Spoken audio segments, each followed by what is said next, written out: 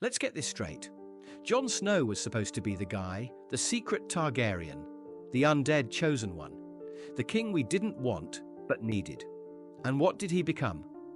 A glorified sidekick with fewer lines than Bran's wheelchair. A living prophecy that went absolutely nowhere. A resurrected hero with the personality of wet toast. This man came back from the dead. For what? To play therapist for Daenerys while she unraveled.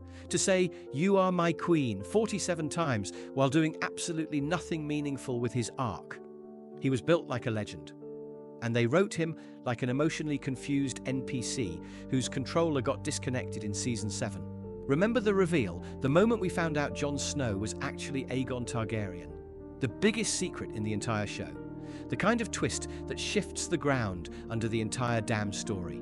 The one that promised fire, ice, legacy, and war. He wasn't just a bastard anymore.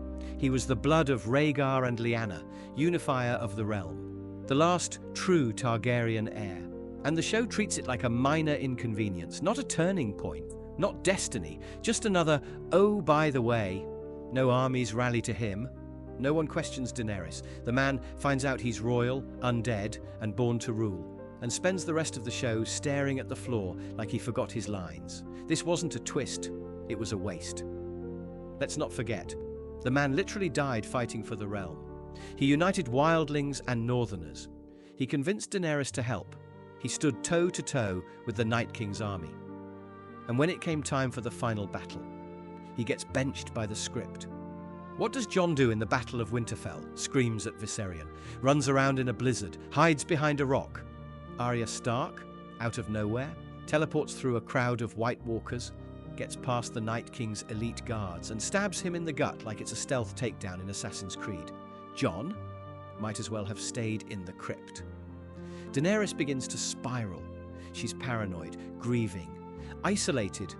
What does Jon do? Hold her hand and whisper, "You are my queen," like it's a broken record.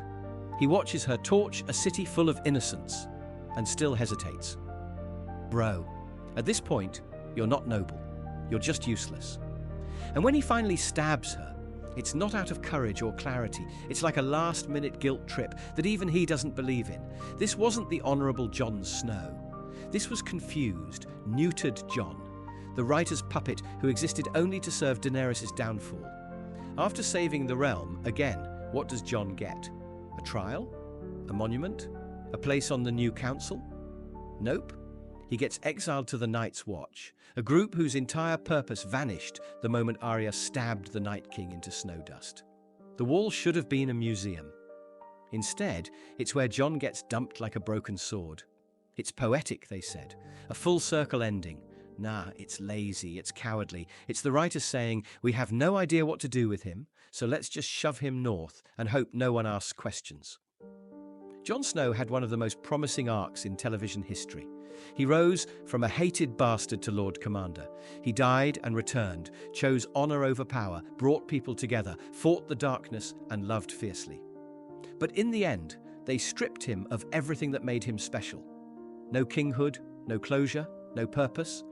And worst of all, no justice for his legacy. He went from being the beating heart of the show to a background NPC, muttering sad boy slogans. Jon Snow didn't fail us. The writers did.